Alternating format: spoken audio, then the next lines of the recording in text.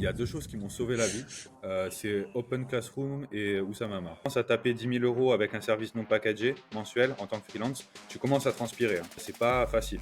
Quand on a lancé Red Dot avec Pierre, depuis le début, on s'est payé en moyenne 5 000 euros net par mois. On est passé de 20K par mois à 5 000 euros par mois. Au démarrage, on a scalé trop vite. Nous, on a fait le million en 14 mois. On a raté le million en un an. Pour moi, c'était une finalité que j'avais envie d'avoir une fois dans ma vie en tant qu'entrepreneur, de me dire, j'ai réussi à monter une boîte, à l'amener au million et à la vendre. Tu vois, c'est ultra gratifiant. Salut Alain. Bonjour Théo. Bon, merci d'avoir accepté mon invitation. Alors aujourd'hui, tu nous parles de Bangkok, c'est ce que tu m'as raconté. Donc, faut que tu nous racontes cette petite histoire. Euh, Aujourd'hui, on va parler agence. Tu en as créé une, vendue. Aujourd'hui, t'aides à créer pas mal de projets, seul ou des fois soit en coachant, soit en co-créant des projets. Tu nous raconteras ça.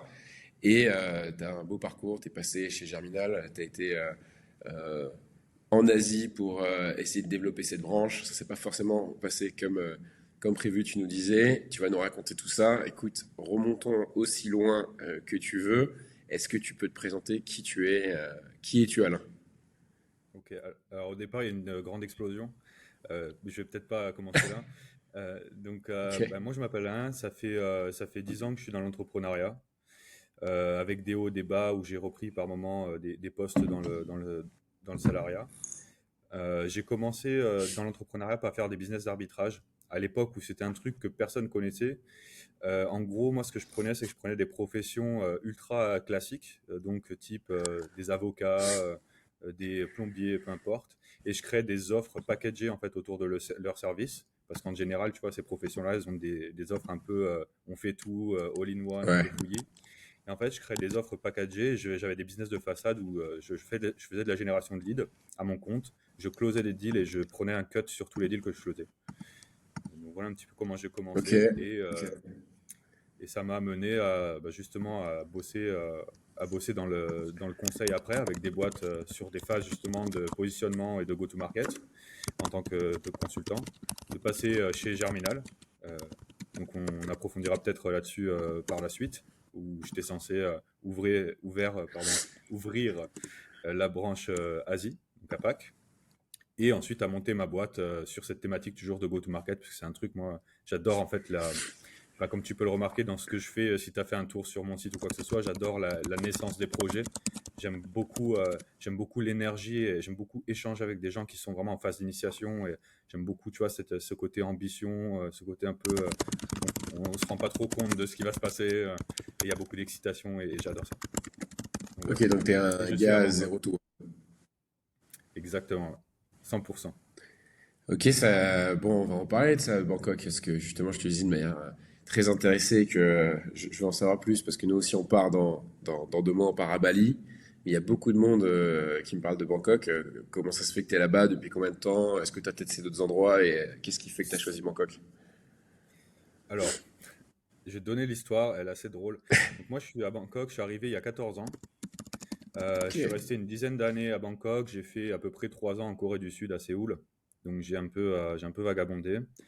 Euh, En fait, l'histoire complète, c'est que moi, à la base, je travaillais en France dans un job que j'aimais pas du tout. Je travaillais dans un abattoir. En fait, j'étais responsable commercial pour une marque très connue de viande. Et en fait, mon secteur, vu que je travaillais avec les grossistes, j'étais tenu en fait de savoir ce qui se passait de A à Z dans la chaîne de production. Et je passais des demi-journées dans une machine à tuer. Ouais. À un moment donné, j'en ai eu un peu marre. Et un soir, en fait, j'étais en soirée avec des amis. Et je me suis rendu compte qu'en fait, je me levais tous les matins à 4 heures pour faire un truc que je détestais, pour passer des soirées so-so qui m'amusaient pas tant que ça. Et qu'en fait, j'étais sur repeat de manière totalement passive dans ma vie pendant très longtemps. Et enfin, j'ai craqué ce jour-là. J'avais un peu bu. N'abusez pas l'alcool, c'est mauvais pour la santé. Et en fait, je suis rentré chez moi, j'étais un peu saoul et j'ai booké un billet d'avion pour Bangkok sans savoir ce qu'était l'avion. J'avais aucune idée. T'avais Je me quel suis réveillé âge? le lendemain, j'avais 21 ans. J'avais 21 ans, et ouais, je me suis réveillé le lendemain, en fait, tu vois, gueule de bois, billet d'avion booké.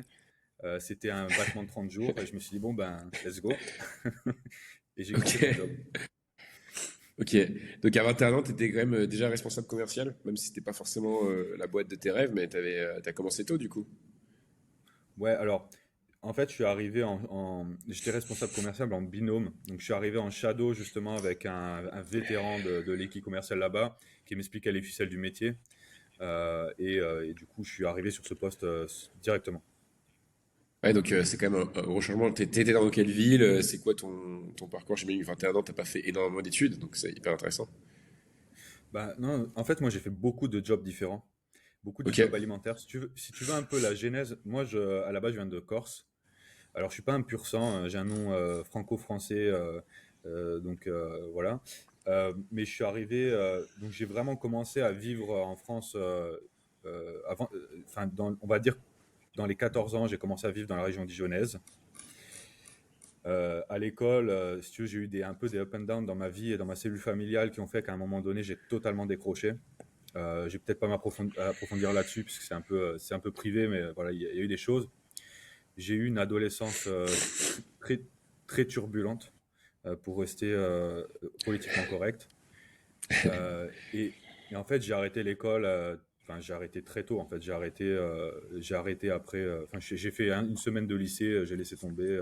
J'avais redoublé 2 fois au collège, j'ai laissé tomber. Waouh. Et, Ok. et j'ai commencé à travailler. Donc, j'ai commencé à travailler en intérim. Donc, j'ai fait énormément de jobs différents. J'ai fait du déménagement, j'ai fait du bâtiment. J'ai beaucoup fait de charpente, notamment. Je faisais les ponts des TGV, les trucs comme ça. Donc, la charpente métallique, principalement. Ok. Et voilà, j'ai enfin, beaucoup, beaucoup de jobs alimentaires. J'ai aussi travaillé dans des kebabs. J'ai travaillé dans de la restauration à Monaco. Enfin, en fait, si tu veux, j'avais aucun bagage. J'étais pas plus smart que ça. Et du coup, ben, je prenais ce qu'il y avait puisque ben, il fallait être payé, quoi. Et après, j'ai eu quelques activités non officielles, rémunératrices, sur lesquelles je vais pas m'attarder non plus. Et c'est là. Et en fait, un jour, ce qui s'est passé, que je sais que donc moi, j'étais un peu, tu vois, je vagabondais dans la vie. Il y avait pas vraiment de plan. J'étais un peu au day to day. Et un jour, j'ai rencontré une fille qui était cadre bancaire à la Société Générale. Et il y a un événement en fait qui m'a profondément choqué, c'est qu'elle, elle m'emmenait partout, tu vois, elle essayait de me faire faire plein de choses. Et à l'époque, moi, j'avais décroché un job de livreur en produits frais, donc en véhicule, tu vois. Et Ok. un jour, elle m'a emmené m'asseoir alors je me rappelle, c'était un match de rugby du Stade Dijonnais, elle m'a emmené m'asseoir à la table du MEDEF. Et en fait, il y a eu un tour de table où les gens se présentaient, expliquaient ce qu'ils faisaient. Et moi, je me, je me suis senti mal à l'aise. Tu vois, on peut pas combattre les normes sociales qu'on a dans la tête. Je me suis senti assez mal à l'aise de dire ce que je faisais. Et je me rappelle que ce jour-là, en fait, donc ma copine, elle était assez jolie. Donc, t'imagines bien qu'à la table du Medef, tout le monde bombait le torse pour l'impressionner. Et, euh, et le moment qui m'a choqué, c'est quand on est parti, en fait. Moi, j'avais à l'époque une 205 GRD éclatée au sol.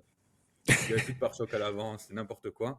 Et en fait, quand les mecs montaient dans leur Jaguar, dans leur BMW, etc., et que moi, en fait, j'ouvrais la porte de la 205 pour que ma copine s'asseye dedans, bah, je me suis dit, ok, c'est pas possible. Donc, on va faire un truc. Et là, j'ai passé le bac en candidat libre, parce que je me suis dit, bah, vas-y, je vais travailler dans la banque. Donc, je me suis fait pistonner pour travailler un petit peu dans la banque. Je suis resté un petit moment, ça m'a pas plu du tout. J'ai trouvé ça assez naze. Ok.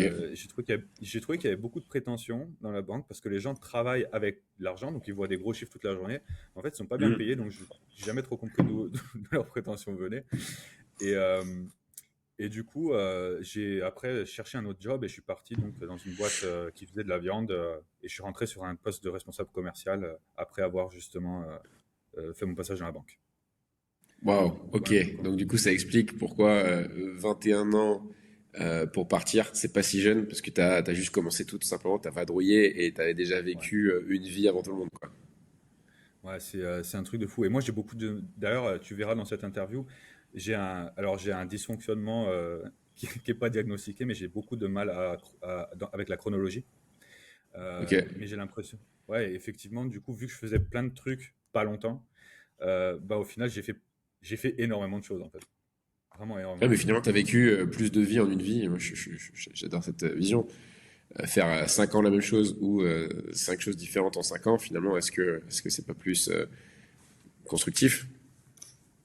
Ouais, ça a un côté, ça a un côté à la fois excitant parce que tu fais tout le temps des nouvelles choses et t'as pas trop le temps d'avoir, tu sais, ce moment où t'en as marre, quoi. Par contre, ça a un côté où, au niveau stabilité, c'est pas ce qu'on fait de mieux non plus. On est d'accord. Et du coup, la stabilité, tu l'as lancé, tu l'as foutu à la poubelle, t'as pris ton billet d'avion, et là, il se passe quoi? Bah écoute, je suis arrivé en Thaïlande, donc moi j'avais un environnement en France qui était assez violent. Euh, Bah, déjà parce que je trouve que le pays en comparaison par exemple avec la Thaïlande est déjà fondamentalement plus violent. Alors je parle pas de choses incroyables comme dans certains autres pays qui sont en conflit ou quoi que ce soit, mais tu vois, tu sens quand même que enfin, moi quand je suis en France, je me sens plus tendu que quand je suis là. Et pourtant, tu vois, je fais 100 kilos, donc je suis pas un petit homme fragile. Et en fait, quand je suis arrivé en Thaïlande, le truc qui m'a choqué immédiatement, c'est la paix, en fait. Je marchais dans la rue, il y a des gens qui me souriaient sans me connaître. Et c'était une époque où il n'y avait pas encore énormément d'étrangers. Enfin, il y en avait, hein, bien entendu, mais tu vois, c'était à 14 ans, quoi. Et il n'y avait pas Wow. encore le film Pattaya qui a ramené ben, toute la vague de touristes que je suis venu ici pour échapper, en fait. Euh, Et, euh, Écoute, ouais, j'ai vraiment été séduit par ce truc-là, cette espèce ouais, de paix, quoi. Et ouais, j'ai vraiment adoré le pays. Et j'ai voulu y rester. Et le ok. problème, c'est que ben, tu vois, quand t'as des tatouages sur le visage et sur la gorge, j'ai été tatoueur aussi pendant un an. J'ai fait du tatouage en Donc, clandestin dans mon appartement. quand t'es arrivé en Thaïlande, t'avais déjà tous les tatouages. Ouais, j'avais déjà les tatouages. Et, et du coup, ben, tu vois, quand tu cherches un job, surtout ben, n'importe quelle culture asiatique, pratiquement toutes, c'est pareil, quoi. Enfin, t'arrives avec un visage tatoué. Alors en Thaïlande, tout de suite, t'es immédiatement le beauf, tu vois. On t'imagine Ah, ok. immédiatement sous dans un go-go bar. Enfin, c'est un peu l'image projetée. Ok. Et du coup, quand tu cherches un job, c'est pas un atout. Donc, bah, c'est là que j'ai commencé l'entrepreneuriat, en fait, puisque j'avais envie de rester et je trouvais pas de solution. Donc, je me Ok. suis dit, ben, go. Et du coup, t'as fait quoi? Bah, écoute, au début, j'ai vraiment tout essayé au début. Le premier business que j'ai essayé de lancer et qui a complètement foiré, c'est qu'ici, en fait, t'as des artistes qui peignent, donc qui font tu vois, de l'huile sur toile et qui font des répliques Mhm. de tableaux. Donc, avec deux collègues du coin, on a essayé de lancer une boîte qui s'appelait Caliarta et où on vendait justement des répliques faites à la main de tableaux célèbres. En fait, ça a pas marché parce tu vois, on s'est concentré sur tous les trucs qui sont pas importants. Il fallait le nom parfait, le logo parfait, le site web, le coder à la main. Et c'est là que j'ai appris à coder d'ailleurs. Ok. Et ouais, en fait, il fallait apprendre à coder pour lancer un business. Tu vois. Alors que la réalité, ben, c'est qu'il suffisait de faire une page Facebook pour démarrer. Et, et finalement, le seul truc qu'on n'a pas fait, c'est d'essayer de vendre ces tableaux. Donc, Ok. parce qu'en fait, il y a une fonction JavaScript sur le site web qu'on n'arrivait pas à coder. Et du coup, on s'est dit, bon, du coup, le business a fail, quoi. Et c'est mort dans Ah, l'œuf. ouais, après, j'ai l'impression que bon, tu t'en rigoles en disant ouais, j'ai été nul, etc. Mais j'ai quand même l'impression que c'est un passage obligé et que malheureusement, enfin, peut-être qu'il y en a qui arrivent à juste passer ces étapes et être assez réalistes et être bien conseillés, etc.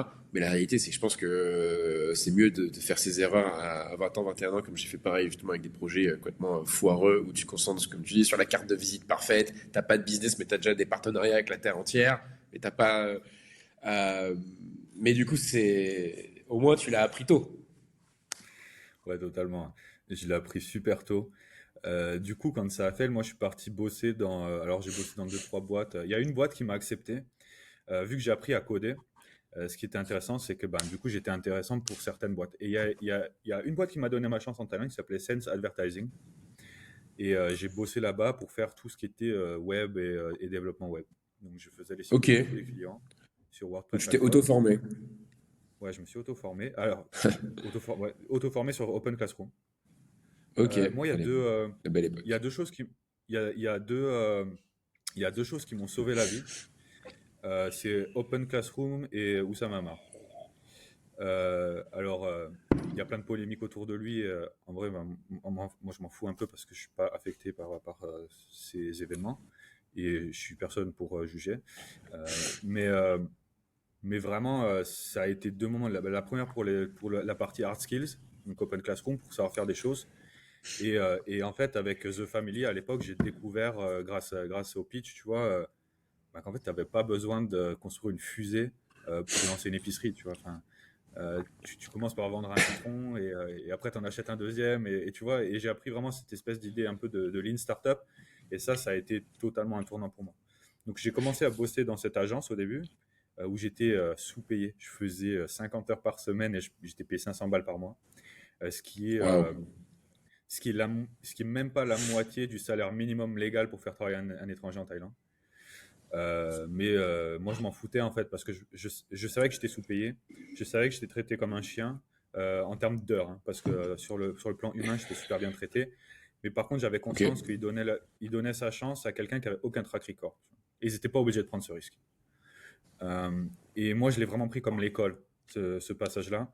Et je voulais travailler plus. Je faisais exprès de faire des heures sup même parce que j'avais envie d'apprendre. Et j'avais envie vraiment. Pour moi, c'était l'école, quoi. J'étais payé pour apprendre un truc. Et c'était l'école que tu as choisie en plus. Tu as choisi de partir du lycée parce que c'était pas pour toi. Et là, tu as trouvé quelque chose. Tu te dis, là, quand je choisis mon école, finalement, ça me plaît et j'y vais à 200%. Exactement. Puis à la base, moi, j'étais pas dans l'optique, ok, plus tard, je veux faire du marketing, mais je me suis dit, peu importe ce que je veux lancer comme business, si j'apprends à faire du marketing dans une agence de marketing, bah, je vais voir tous les types de business en fait. Je vais voir comment ça se lance, je vais voir comment on gère, je vais voir ce qui marche pas. Et du coup, ça va me donner un edge pour le business que je lancerai plus tard. Et du coup, si je comprends bien, tu as été engagé comme, on va dire, dev, mais tu as pu voir toute la partie marketing, c'est-à-dire c'était le marketing des Ouais. clients, c'était le marketing de l'agence. Comment tu as appris tout ça? Alors, c'était plutôt le marketing des clients, parce que le marketing de l'agence, c'était vraiment du pur réseau. Ok. C'était du pur réseau de la patronne qui avait plein de contacts. Et ouais, j'ai pu voir plein de projets, tu vois, j'ai bossé sur leur site web, j'ai vu leur type de copie, j'ai vu les campagnes. Et du coup, c'est les gens qui travaillent avec moi, c'est devenu mes amis à l'époque. Là, on s'est perdu de vue, hein, et je leur souhaite le meilleur. Mais ouais, du coup, j'apprenais de ce qu'ils faisaient, et je me formais, j'étais curieux, je posais beaucoup de questions. Parce que j'avais vraiment envie de faire de cette étape-là vraiment un truc qui allait changer la suite. Ok, donc là, tu t'apprends, tu te formes à la fois hard skills et à la fois soft skills. On est totalement d'accord sur les vidéos de Oussama. Moi aussi, à l'époque, franchement, il savait utiliser les bons mots pour justement transmettre ces mots du lean startup, comme tu dis, mais beaucoup moins pédant que les vidéos américaines. C'était hyper applicable.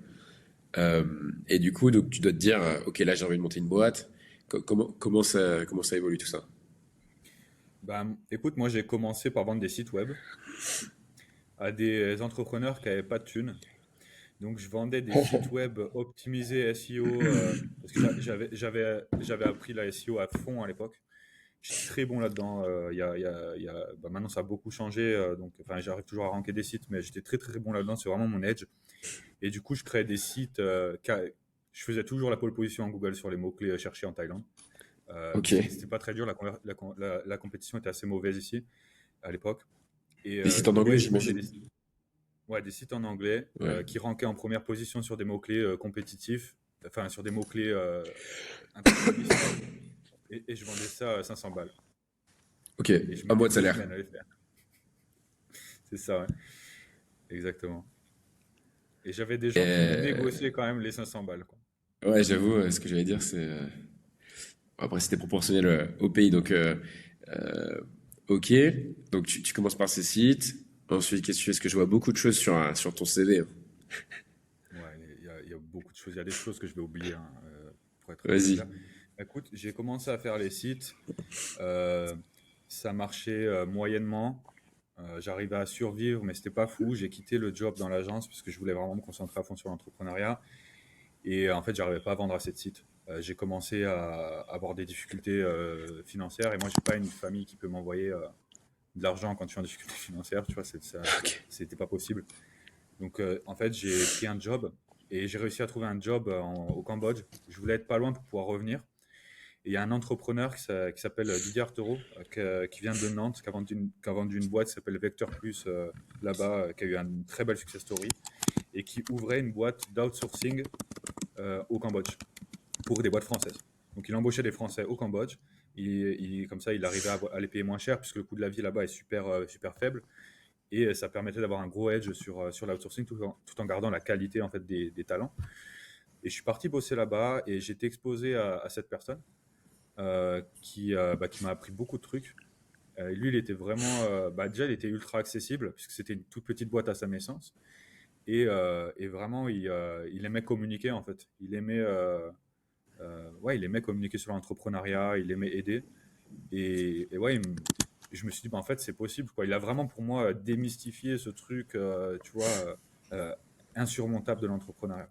Et ça fait partie tu vois, des deux, trois rencontres qui m'ont fait me dire, bah, ok, en fait, c'est possible, t'es pas obligé de passer, tu vois, ta vie, ça va pas être de passer des après-midi sur le parking de Aldi à écouter de la musique dans une Twingo, tu vois. Enfin, j'exagère, mais Ok, et puis surtout qu'à l'époque, de ce que je suis en train de lire, c'était quand même une belle boîte, beaucoup de chiffre d'affaires, ça a dû te casser des barrières mentales. Beaucoup d'employés, beaucoup de... On parlait en millions du coup.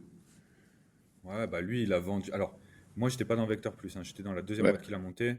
Mais effectivement, d'être au contact de quelqu'un qui a fait un exit à plusieurs millions, ben, forcément, tu vois, tu vois que cette personne, c'est un humain en fait. Il était, il avait plein de qualités, il est toujours assez smart, mais tu vois que c'est un homme, quoi. Il a deux bras, deux jambes. Et puis- Et donc là, t'es avec lui, tu fais quoi dans cette boîte, dans cette nouvelle boîte? Alors moi, je faisais du cold calling. Entre-temps, j'avais fait deux, trois allers-retours en France pour renflouer les caisses et je travaillais dans une banque et assurance et je faisais du cold calling. Après, je suis parti faire la même chose justement au Cambodge. Et ouais, cold calling et je faisais aussi de la vérification de base de données Ok. pour une boîte qui s'appelle Nomination, qui était le client. Et on qualifiait les bases de données pour être sûr que ben, tout ce qu'on avait comme information dans leur base de données, c'était ultra pertinent, qu'il n'y avait pas d'erreur. Ok, donc c'était ton job, tu t'évolues avec lui. Exact. Ensuite, Donc j'évolue. comment... Je t'ai coupé, désolé. Non, non, non, ça m'intéresse, mais je veux voir comment tu passes de ça à tes projets entrepreneuriaux, les agences, etc. Ça a bien évolué du coup. Ouais, écoute, petit à petit sur le côté, moi j'essaie de lancer des trucs et je me suis rendu compte que, en fait, lui, il m'a transmis une information qui a vraiment changé ma perception du business. Il m'a expliqué, en fait, le succès d'un business, il réside dans le modèle. Le vrai game changer dans un business, c'est comment est-ce que tu mets en musique la valeur que tu vas apporter au client. Et cette partie de mise en musique, c'est un truc, je pense que les gens, ils se rendent pas compte à quel point c'est trop important en fait dans le business. Même dans l'agence, tu vois. Quand tu arrives à avoir un modèle différent, une mise en musique différente, un système opérationnel qui est designé différemment, ben, tu peux faire du x10 quoi, quasi instantanément. Alors, T'as un j'exagère, exemple mais pour pas tant que ça. illustrer? Ouais. En fait, je te prends l'exemple de l'agence, puisqu'on est ici pour parler d'agence et que bah, c'est un des business quand même que j'ai poncé le plus. En fait, tu as le use case 1. Je lance une agence digitale, comme tout le monde. Du coup, je t'envoie un service pour te démarcher mes services. Je fais du paid ads, je fais ci, je fais ça, je fais ça. Ok, c'est cool, tu vois. Mais en fait, tu as parlé de ton espèce de panoplie de services et t'es pas allé à la source de qu'est-ce qu'à un moment un client il vient chercher. Tu as une autre manière de designer un système opérationnel en agence qui est, ok, tu as une typologie client spécifique, donc une verticale ultra spécifique, et eux, ils ont un problème que j'identifie qui est ultra spécifique. Je te prends un truc, genre une boîte qui lève une belle série et qui veut lancer un pays. Euh, si tu es une boîte de Facebook Ads, ils vont pas t'appeler en fait, tu vois. Tandis que c'était une boîte qui a intégré Facebook Ads dans un processus calibré de lancement de pays, bah Ouais, là tout de ok. suite, tu vois, tu réponds à la problématique. Et en fait, au lieu de vendre un service, puis un autre service, puis un autre service, ce qui est ultra puissant en agence et en vrai dans tous les business, c'est d'être capable d'intégrer cette service dans une suite logique dans une suite logique, en fait, qui vont résoudre un problème spécifique. Et quand tu Ouais, arrives c'est à hyper faire smart ça, et tout est différent. ouais, 100% d'accord et tu le dis bien et donc je vois que tu l'as compris tôt. Je pense aussi que quand même, malgré tout, aujourd'hui, on a la chance de pouvoir avoir le business model juste d'agence de service ou de freelance qui existe. Et pour moi, c'est la voie royale pour commencer. Par contre, je suis d'accord que c'est une étape. Mais ça permet du coup de devenir expert sur une skill type, hein, comme tu disais, Facebook Ads. Derrière, d'aller découvrir des marchés que la réalité, c'est que tu peux pas les connaître tant que tu n'as pas bossé avec des clients. Mais en effet, le but, c'est de comprendre une vraie problématique business, mixer ça avec une première hard skills, trouver une autre hard skills pardon, ou une expertise, et la combinaison des deux font que tu crées une réponse à un besoin spécifique, unique, et là, en effet, tu peux un peu pivoter et évoluer au bout de quelques années, quoi. Ouais, clairement. Bah, comme tu dis, le modèle de base agence ou freelance, je pense qu'il est bien pour. Je pense que tu peux bien t'en sortir pour aller chercher les 5 10 000 euros de premier chiffre d'affaires mensuel. C'est faisable, mais quand tu commences à taper 10 000 euros avec un service non packagé mensuel en tant que Bien sûr, freelance, bien sûr, tu commences à transpirer, hein. C'est pas facile. bien sûr. Il y a du boulot. Je suis 100% d'accord et je dis juste aussi que c'est génial qu'en fait ce modèle maintenant existe. Moi j'ai eu la chance de pouvoir commencer comme ça. Il y a 5 ans, quand tu voulais te lancer dans l'entrepreneuriat, tu faisais quoi? Tu fais un dropshipping. Enfin, t'avais pas cette possibilité de connecter avec des vrais business, des grosses boîtes où tu apprends finalement, tu découvres ces opportunités, ces problématiques métiers. Parce que à l'époque, moi je me rappelle quand j'avais des idées de business, j'étais là. Allongé dans mon lit et essayer de dire tiens comment je peux avoir une idée, du coup tu as les mêmes idées que tout le monde parce que tu vois les mêmes choses que tout le monde. Une fois que tu peux te lancer dans un métier, dans une niche en particulier, c'est là où pour moi les billionaires ideas ou même juste les idées comme tu dis qui peuvent dépasser les 5-10 cas par mois, les idées de répondre à une problématique et de commencer à faire je sais pas au moins 1 million par an, c'est ça, elles sont quand tu as commencé à bosser dans une niche en particulier. Et c'est pour ça, donc les deux on a de la chance en effet d'avoir ce chemin qui est disponible à nous aujourd'hui. Ouais, c'est carrément. Bah, moi, là où j'ai vraiment compris en fait la manière dont ça s'articule, donc j'ai commencé à voir cette graine qui a poussé avec cette personne au Cambodge. Mais là où j'ai vraiment compris comment ça s'articulait, ça a été mon expérience chez Germinal. Parce que le succès Ok, de Germinal, en fait, moi j'ai fait de la vente chez Germinal, donc j'ai fait à peu près tous les postes, si tu veux, on pourra approfondir, mais quand j'étais dans la vente chez Germinal, quand je closais les clients, mais c'était facile. C'était vraiment, tu pitchais le truc, il disait oui à la fin, il signait, quoi. Toi, t'étais un pourquoi? preneur de commande, en fait. Mais en fait, si tu veux, Germinal, la différence avec les autres agences que tu pouvais trouver, c'est qu'ils avaient un système opérationnel qui avait été vraiment pensé d'une manière super innovante. Donc, si tu veux, le pitch de Germinal, c'était, OK, donc nous, on fait des missions commando en acquisition. On va aller tester tous vos Ok, canaux d'acquisition. On va faire ça sous forme de sprint de une semaine. Chaque semaine, on teste un canal. On va tester toutes les différentes audiences et différentes targets et toutes les propositions de valeur. Et derrière, on va trouver où est-ce que sont les adéquations et déployer votre machine go-to-market.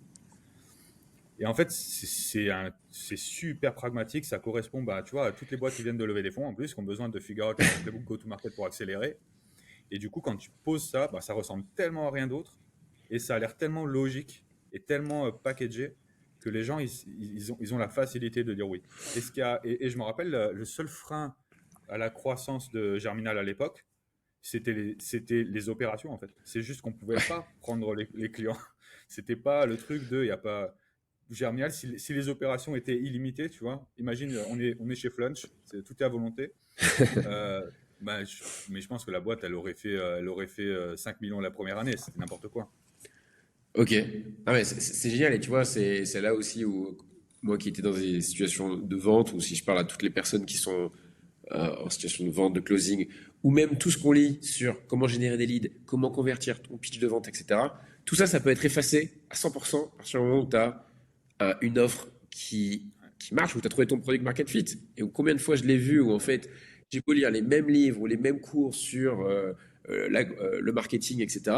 Le jour où tu as un truc qui marche, tu le sens et tu as 100 fois plus de résultats pour le même travail. Donc je pense qu'un truc qui est sous-estimé dans les conseils. Et justement, tu parlais de Oussama Hamar. Ça me rappelle une de ces phrases que j'avais retenues où il disait on me demande toujours comment tu sais que tu as réussi. Il dit vous inquiétez pas, le jour où vous allez réussir, ça va être évident. Genre, success is obvious, c'est ce qu'il disait. Et genre, tous les fondateurs de startups, c'était ça. C'était OK. Et donc, sur ça, il a raison.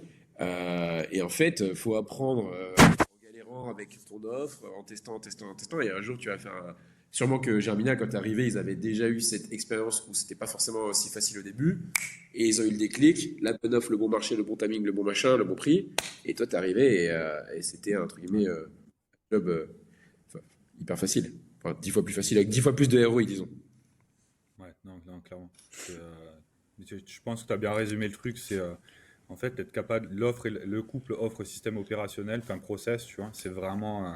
Et en plus, c'est tout bête, mais ça montre à ton prospect que tu as fait le taf, que tu comprends leur situation. Tu comprends tellement leur situation que tu as créé un système qui répond à tous leurs besoins pragmatiques, tu vois.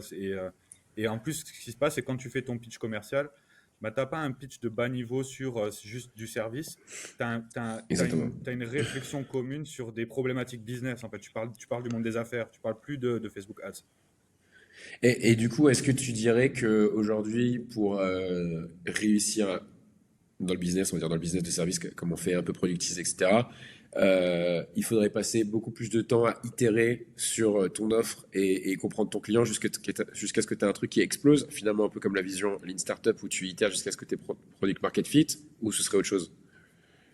Ouais, bah moi je pense que ça, c'est la clé numéro un. Je te prends un truc tout bête. Tu as déjà joué à Need for Speed, c'est le jeu de voiture. Ouais, Euh, ouais, tu vois, tu prends une voiture de base et tu peux la customiser, tu vois. Et quand tu la customises, elle va un peu plus vite. Mais si dès le départ, tu prends une Ferrari ou si tu prends une Twingo, l'impact de tes optimisations, même la Twingo suroptimisée, elle va jamais aller aussi vite que la Ferrari de base, tu vois. Et je pense que le truc de l'offre, c'est un peu ça. C'est des fois, on perd du temps à essayer d'aller chercher un petit extra, un petit extra, un petit extra, un petit extra pour arriver à un truc OK, tu vois. Alors que juste, si tu itères sur l'offre, mais tu fais, enfin, ça n'a rien à voir. Moi, je vois pareil, quand on a lancé la boîte ouais. après Red Dot, on a pris le modèle opérationnel de Germinal. Et au lieu de faire des sprints d'une semaine, on a fait des sprints de 2 semaines parce qu'on était un peu plus feignants. Et on a adapté ça au lancement de pays. Ok. Euh, mais donc on avait quand même des gens qui venaient pour du pur go-to-market, on le faisait, hein, puisque ton pays c'est aussi un pays, donc on peut le lancer. Euh, mais le premier mois de lancement de Red Dot, c'est n'importe quoi en vrai. Le volume de deals qu'on avait au départ, bon, après on a beaucoup bénéficié, tu vois, de la fin de Germinal en tant qu'agence de prestation de services. Et du coup, il y a tout un marché qui avait été évangélisé, ouvert, et qui se retrouvait, ah bah ils sont plus là, comment on fait quoi. Et nous, Ok. on était la réponse à ça.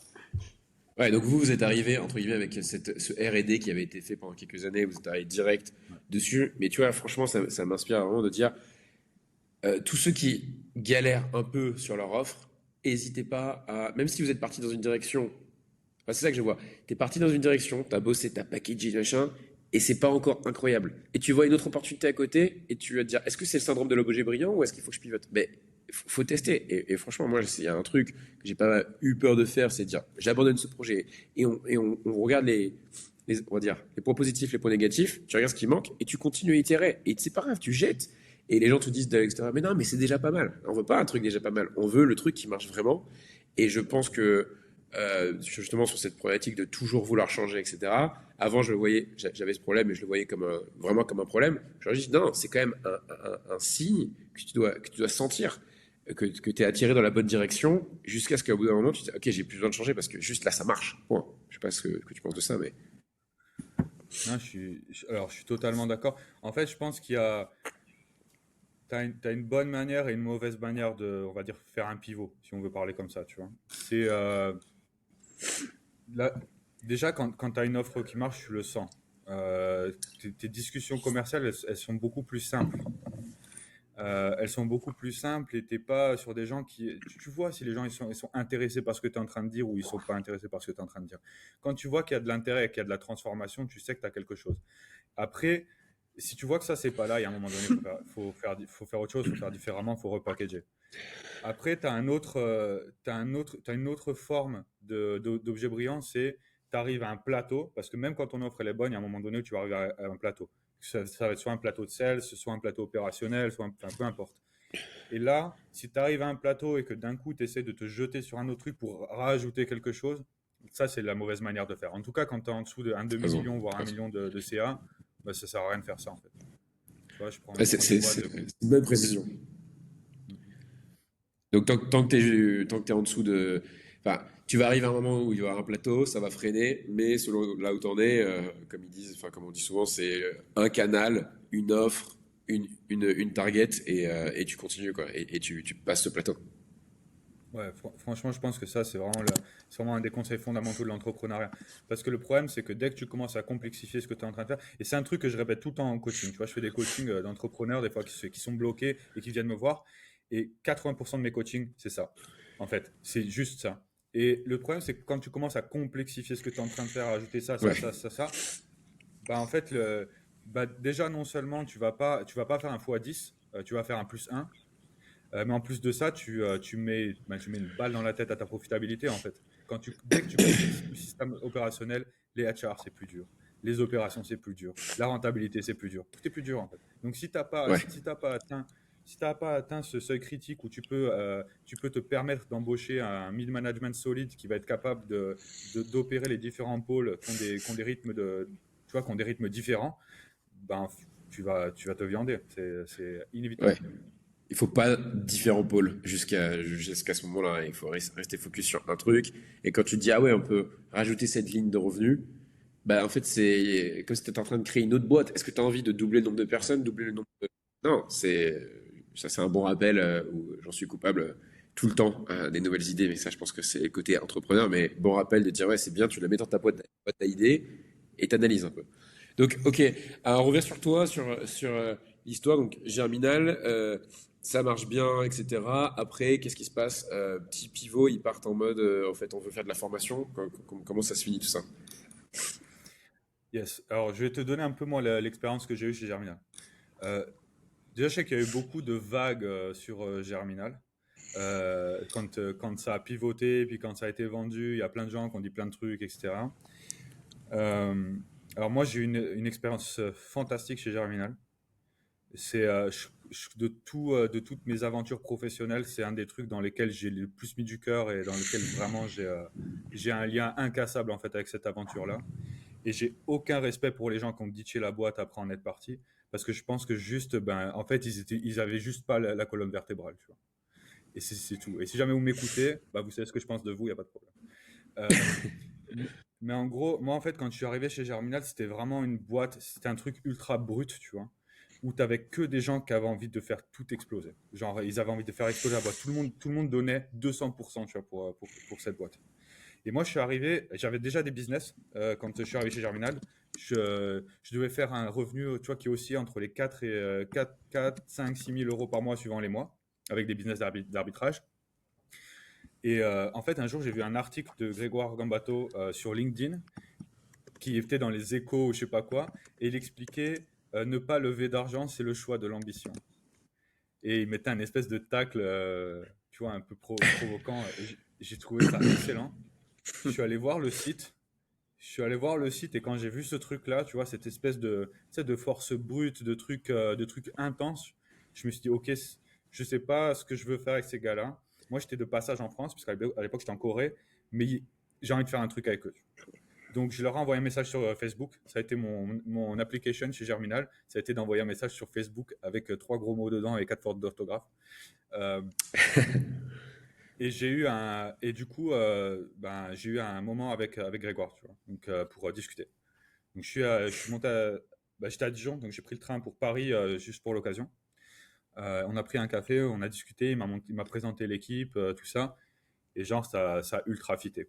Moi, j'ai Ok. adoré ce qu'il faisait, j'ai adoré le mood, j'ai vraiment adoré ça. Et j'ai fait un essai chez eux, ça s'est super bien passé. J'ai coupé tous mes business. Waouh. Chez Germinal, pour être transparent à 200%, je crois que j'étais payé entre 2004 et, je sais plus si c'était 2004 ou 2006 net. C'est pareil, de toute façon, c'est pas trop grave. Et j'ai coupé des business qui me rapportaient plus que mon salaire, en fait, parce que j'avais envie. En fait, je me suis dit, si je bosse avec ces gars-là, avec leur système d'opérationnel, avec ce qu'ils sont en train de construire, bah, en fait, ma capacité à faire quelque chose, elle va faire fois 100. Donc, je m'en fous de sacrifier, tu vois, quelques... En fait, moi, je pense toujours à l'argent en termes de flow et pas en termes de stock. Alors, je sais que c'est un peu bateau comme conversation, mais je sais que, en fait, tu as une capacité à générer un certain volume d'argent et à faire un certain volume de choses et aller à une certaine distance. Et à un moment donné, ben, faire une croix sur du capital à un instant T pour être capable de faire 10 fois plus de capital à un instant T plus un, ben, ça vaut le coup en fait. C'est obvious. C'est obvious. Tu as eu l'humilité de dire, OK, je vais tout reapprendre de zéro, je préfère gagner moins maintenant et aller rejoindre une équipe de gens qui me tirent vers le haut. Tu as dit, ces gars, ils sont bons, c'est un investissement que je fais, je bosse pour eux, pas forcément pour cher, mais vraiment pour apprendre. C'était un bon pari du coup, ou pas? C'était un super pari. Euh, C'était un super pari.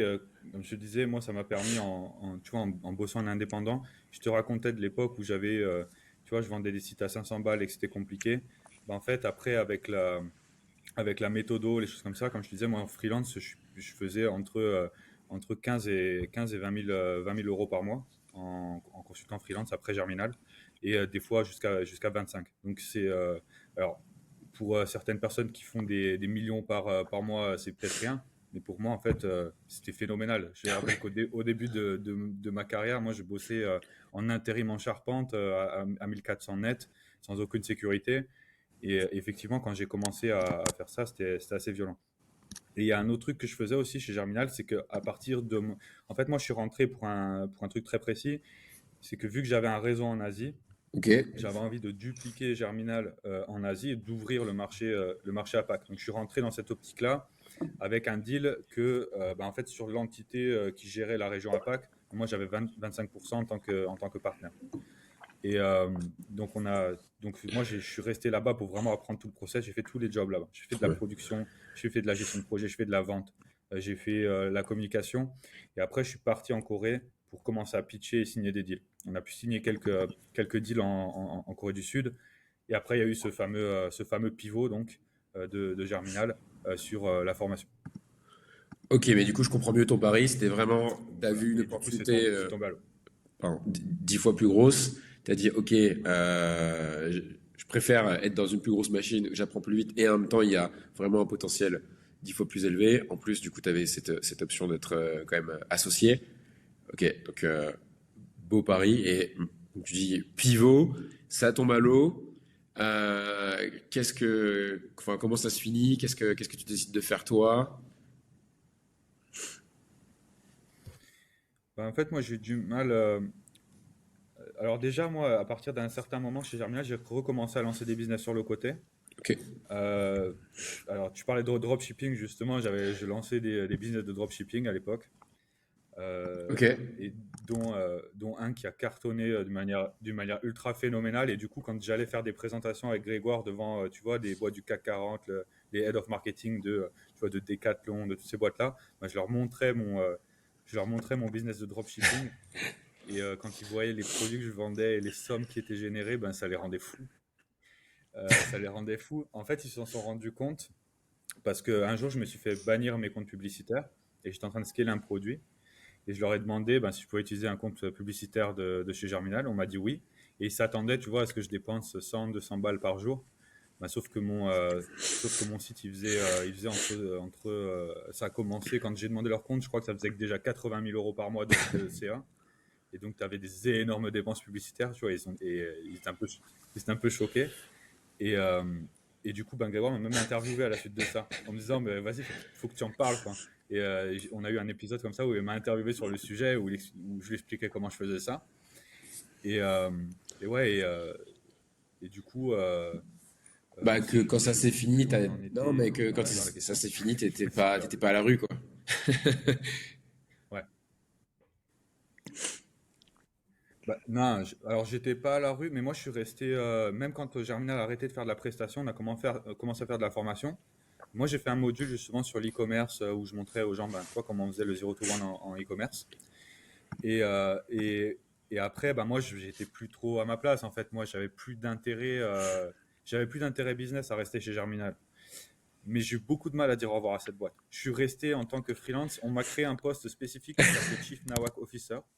Et le but, c'était de lancer des projets pour juste pour la fame, quoi. Tu vois, j'avais lancé un truc qui s'appelait Moulax VC, où c'était un espèce de faux fonds d'investissement et genre, tu sais, la landing page, c'était n'importe quoi, tu vois, c'était que de la blague, quoi.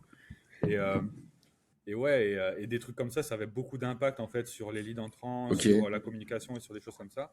Donc en fait, j'ai eu un poste où mon job, c'était de faire ce que je voulais, du moment où on pouvait communiquer autour de ça. Et derrière, ben, je disais combien de jours j'avais travaillé, j'étais payé pour ces jours-là, en freelance. Et j'ai mis très longtemps avant d'arrêter, et c'était pas du tout financier, mais c'est un peu comme Ok. une rupture amoureuse difficile, tu vois. J'ai eu beaucoup de mal à mettre les deux pieds dehors, en fait. Parce que comme je te dis, moi, ça a vraiment été une expérience. Tu vois, le truc de. Alors après, la culture, elle s'est un peu diluée. Parce qu'au départ, c'était super. Tu vois, c'était vraiment il y avait un truc ultra fraternel, tu vois, il y avait un truc fort, vraiment au départ. Après, ben, tu vois, ben, quand tu grossis petit à petit, ben, tu es obligé de faire une culture plus inclusive. Sinon, tu te retrouves qu'avec des gens qui se ressemblent et c'est pas. Ça peut ne pas être intéressant. Moi, j'aimais mieux la culture du début, tu vois. Moi, pour moi, ben, si jamais la culture elle est trop agressive pour que certaines personnes elles viennent, ben, juste elles viennent pas. En fait, je m'en fous, quoi. Parce que je suis pas tu vois, je suis pas un défenseur de la, j'ai pas de, je m'en fous en fait. Moi, j'ai envie de me sentir bien dans une culture qui me plaît. Et si c'est trop hardcore pour des gens, ben, il faut juste Oui, qu'ils ça aillent marche à une crever. certaine échelle Mais c'était pas voilà. la Eux, ils vision sont passés à de une autre Trevor à échelle où l'époque. du coup tu peux plus faire ça. Mais en gros, ce que tu dis Ouais, pour moi, c'est que si toi demain enfin les projets que tu fais ouais, en ce moment, tu les garderas à l'échelle qu'il faut pour garder cette règle de culture et tu diras bah non, si en gros si ça on doit la perdre, je le fais pas ou si cette personne ça lui va pas, c'est pas grave. mm, mm. Ouais, moi, j'ai pas trop envie de diluer quoi. J'ai un peu du mal. Enfin, au bout d'un moment, je me reconnaissais plus trop dans la boîte même, et je restais par nostalgie. Tu vois, c'était vraiment ça. Et tu vois, ouais, c'était devenu un peu soft. Et ce qui est normal, il faut que les gens, il faut bien les, tu vois, tu peux pas mettre tout le monde en burn-out et tout le monde est là avec des haches à courir dans la forêt. Enfin, Ouais, ça pas tout le monde est OK pour ça, ça tu marche. vois. Mais moi, j'aime ça, en fait. Moi, si je bosse ouais, je te disais, si je bosse en tant que salarié dans une boîte, j'ai envie que ce soit un truc qui me challenge. Soit j'ai envie de mourir pour toi, Et soit j'ai pas j'imagine envie que de tu bosser attends pour toi. la de tes employés. C'est tout. Il n'y a pas d'entre les deux, quoi. Ben, écoute, quand moi j'ai lancé, bah, par la suite, j'ai lancé du coup ma boîte, donc Red Dot. Et effectivement, la culture de base qui, moi, m'intéressait dans cette boîte, c'était d'avoir des gens qui voulaient gagner, tu vois. Et moi, mon rôle qu'entrepreneur dans cette boîte, c'était de réussir à créer un système où si les gens ils passent par là et qu'ils donnent leur maximum, ça va Super. servir leurs intérêts égoïstes. C'est ça parce que moi, quand j'étais chez Germinal, j'étais prêt à mourir au front, mais je savais que moi, ça allait me servir profondément, en fait. C'était à la fois c'était parce que la culture, je me sentais tellement bien que j'avais envie de tout donner, et c'était à la fois aussi Bien parce que sûr. je savais que je le faisais aussi pour moi, par ambition. Et quand on a monté Red Dot, bah alors déjà on a choisi le setup le pire possible. On a ouvert en Thaïlande une boîte qui servait des boîtes françaises sur lesquelles on devait recruter des gens. Et on devait dire aux gens, bah écoute, ce que je te propose, c'est que tu vas abandonner toute ta vie, tu vois, ta famille, tes amis, tout ça. Tu vas prendre un avion pour un job en fait. Donc, c'est un truc. Alors quand tu sais que déjà en agence, recruter des talents, c'est le truc le plus compliqué. Mais alors quand tu te rajoutes Et ça, vous l'avez je fait? Il y a sais des pas gens comment qui on ont a fait fait ce qu'on ça? a fait en fait. Mais on a fait ce qu'on a fait parce qu'il y a. Ah ouais, ouais, carrément. Il y a un gars chez nous, il s'appelle Yannick, c'est un fou. Il s'est, il s'est marié pour pouvoir venir et que sa copine elle puisse venir aussi et qu'elle ait un visa. Il s'est marié, enfin c'est un truc de fou. Enfin, il s'est pas marié que pour ça, tu vois. Bien entendu, ils s'aiment, ils ont envie de se marier, mais ils ont accéléré le processus pour pouvoir. C'est un truc de malade. C'est un truc de malade. Et ce gars-là, il a pas fait il a pas fait ça parce que je suis beau, tu vois. Il a fait ça parce qu'à un moment donné, il avait envie de prendre part à une aventure qu'il pensait qu'elle allait l'amener quelque part, et il faisait un pari pour lui et tu vois, pour lui et pour sa compagne, il faisait un pari sur le futur. Et ça, à la suite de ça, il a commencé à lancer tu vois, il était product manager à la base, et il s'est lancé en tant que product manager en freelance. Et alors, j'ai pas demandé comment ça se passait, tu vois, Ok, donc en fait, toi, tu mais je pense que as ça va bien vécu pour lui. cette expérience chez Germinal où tu as tout donné et eux, ils avaient un business model, j'ai envie de dire, supérieur qui permettait de dire, si tu es bon, tu nous rejoins, tu donnes tout et en échange, tu vas gagner à la fois, bon, financièrement, c'était pas forcément ouf, mais c'était quand même déjà intéressant et surtout au niveau des skills, et tu t'es dit, moi, je veux recréer cette culture dans mon business. Et justement, c'est intéressant ce que tu dis, ça reboucle avec un livre que je viens de finir, par le fondateur de XPO Logistique. Le mec a quand même créé 7 billions de dollars compagnie dans sa vie, dont XPO qui est devenu 3 billions de dollars compagnie. Ça s'appelle How to Make a Few Billion Dollars. Pour ceux qui aiment bien les livres business, c'est facile à lire, c'est simple, etc. C'est exactement ce qu'il décrit, cette culture de on veut que les gens ils se défoncent. Par contre, on a une boîte qui cartonne et on a les moyens de bien les payer, qu'ils aient des ambitions égoïstes, mais que ça serve la boîte et tout le monde est gagnant. Et il n'a pas peur d'afficher ça haut et fort comme sa culture. Et ça marche. Par contre, je pense que la règle de base, c'est d'avoir un bon business. Donc, on repart sur cette idée du modèle, de l'offre, etc. Du coup, juste pour reboucler, que tu nous fasses l'histoire un peu structurée sur Red Hat. Donc, comment ça commence? C'est quoi? Pourquoi tu commences ça? Avec qui tu commences? C'est quoi la première offre? C'est quoi le premier client? Et puis après, ce sera quoi les premiers recrutements? Alors, Ok, moi, ça a commencé en consultant freelance. Donc, j'avais des boîtes avec lesquelles je bossais et avec lesquelles je gagnais bien. Et à un moment donné, j'avais trop de demandes. Et vu que j'étais gourmand, je me disais, c'est dommage, tu vois. Et un jour, sur une mission, j'avais besoin de support. C'était pour une mission d'un groupe du Fortune 500, une grosse boîte. Et j'avais une mission et j'avais besoin d'aide. Et je connaissais, en fait, j'avais rencontré Pierre, qui est devenu mon cofondateur à la base, via un ami en commun, un ami qui est en Thaïlande également, qui lui a monté une boîte dans la tech, l'a revendue, etc. Et, euh, et je lui ai demandé s'il voulait m'aider. Donc, du coup, ok, on a partagé un premier projet ensemble. Ça s'est super bien passé. J'ai adoré bosser avec lui. Il avait les trucs qui me manquaient, en fait. Le côté très structuré, le côté très analytique, parce que moi, je suis un bourrin, en fait. Je suis vraiment un bourrin. Quand je lance un business, il fait de l'argent, mais il y a 40 fautes d'orthographe sur le site. Il y a des trucs en français, des trucs en anglais, on comprend pas. C'est vraiment, je suis vraiment, tu sais, dans le quick and dirty, mais l'exagération de ça. Et lui, il m'a amené ça. On a fait une deuxième mission ensemble. Ça s'est super bien passé. Donc, notre premier client pas historique, mal. c'était Royal Canin. C'est avec eux qu'on a bossé, donc ils font partie du groupe Mars. Euh, on a refait une deuxième mission ensemble, ça s'est super bien passé. Et du coup, je lui ai dit, bah écoute, moi j'ai un deal flow avec plein de gens que je peux pas prendre. Co- Je te Comment propose, tu as eu ce je deal fais flow? 50-50, on Pardon. lance ensemble. Ah, alors, c'est arrivé, le deal flow, en fait, c'était du réseau, de la réputation, des trucs comme ça. Au début, j'ai pas cherché de clients. Parce que justement, je sortais de chez Germinal et j'ai créé un réseau. Et moi, je fais beaucoup de. Si tu veux, moi, je suis passionné par les gens. J'adore parler aux gens. Là, tu me parles aujourd'hui, euh, j'ai rien à vendre en vrai, tu vois. J'ai rien à vendre parce que Ok. même je vends rien en France. J'ai rien en français. Mais genre, j'aime bien communiquer, tu vois. J'adore ça. Et, euh, et du coup, quand j'étais chez Germinal, j'étais exposé à plein de gens. Et du coup, j'ai créé plein de relations avec des gens, tu vois, des gens intéressants. Et relation en relation, tu vois, petit à petit, j'ai des deals qui venaient chez moi. Donc ça s'est passé. Et en second, on a eu un gros apport de deals au Ok. démarrage par Jordan aussi, qui maintenant a la société Bulldozer. Parce qu'à la base, eux, ils ne faisaient pas ce genre de mission. Donc ces missions go-to-market. Et du coup, ils nous les envoyaient. Ils nous les envoyaient, prenaient un cut dessus.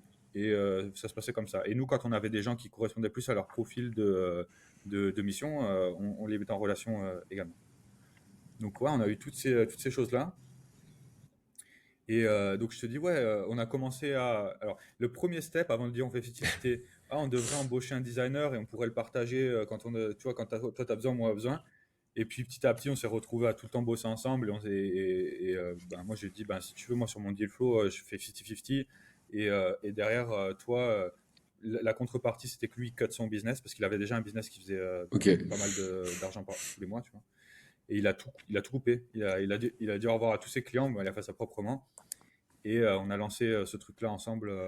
Ce Ok. truc-là ensemble en Donc, mode. vous avez un peu commencé comme un mini collectif de freelance et c'est devenu du coup une vraie agence. Lui, il a fait un peu le pari que toi, tu avais fait en rejoignant Germinal, All-in. Vous aviez, en effet, cette réputation. Après, tu postes aussi beaucoup sur LinkedIn, mais j'ai quand même l'impression que quand tu dis ça, c'était les relations que tu avais à l'époque, c'était vraiment d'humain à humain. C'était pas forcément par rapport à personal branding que tu peux avoir aujourd'hui.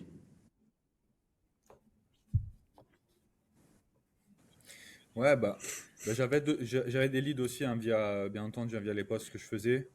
Là, aujourd'hui, c'est plus mon canal d'acquisition Ok. principal, honnêtement, LinkedIn. Je poste toujours un peu pour entretenir un peu ce truc-là et potentiellement un jour, je m'y remettrai très fort. Mais ouais, à l'époque, c'était un vrai truc. Ok. Hein. À l'époque, j'étais très Ok. actif. Donc là, vous avez quelques clients, vous êtes deux. Comment ça se développe la boîte?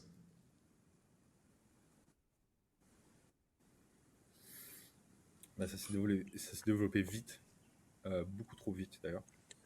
Euh, on s'est retrouvé très rapidement avec un pipe énorme entre les mises en relation, mes posts LinkedIn. À l'époque, Pierre voulait pas poster sur LinkedIn. Maintenant, il a plus Ok. de 100 000 followers. C'est très drôle. Il a tué le game. Euh, et il voulait pas du tout faire ça. C'était vraiment, c'est très drôle.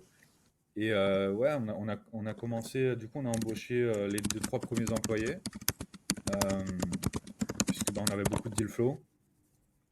Et au démarrage, on a scalé trop vite. Nous, on a fait le million en 14 mois. On a raté le million en un an. Voilà. On dit seven figure in 1 year parce qu'on fait un raccourci, tu vois, mais la réalité, Et c'est attends, qu'on a ces mis employés, 14 mois pour faire un c'était million. des gens à qui t'as dit Et tu quittes tout et tu viens en Thaïlande ou quand même ils avaient le droit de rester à distance?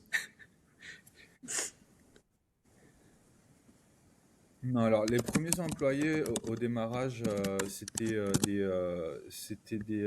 anglophones euh, et un francophone, un Français qui habitait déjà en Ouais. Thaïlande.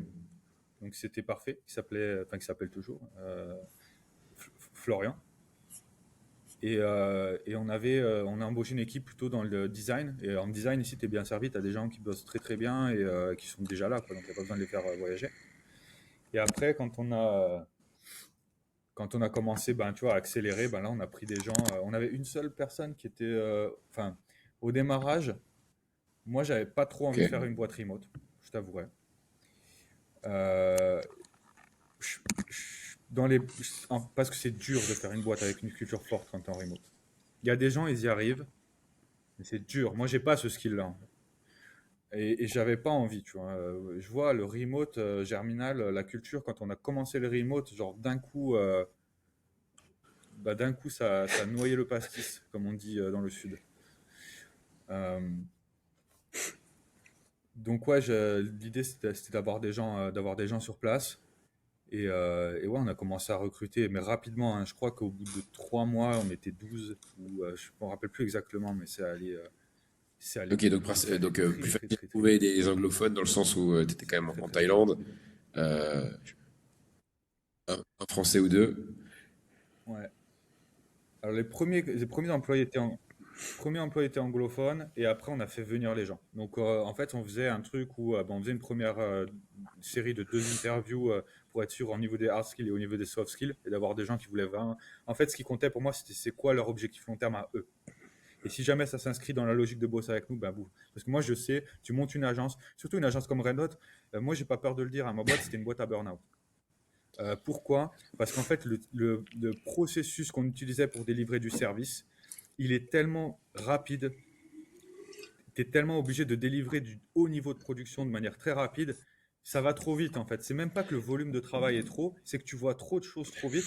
Et les gens qui sont passés chez moi, il faut les embaucher. Parce que les mecs, en 6 mois, ils ont vu l'équivalent de 4-5 ans en agence.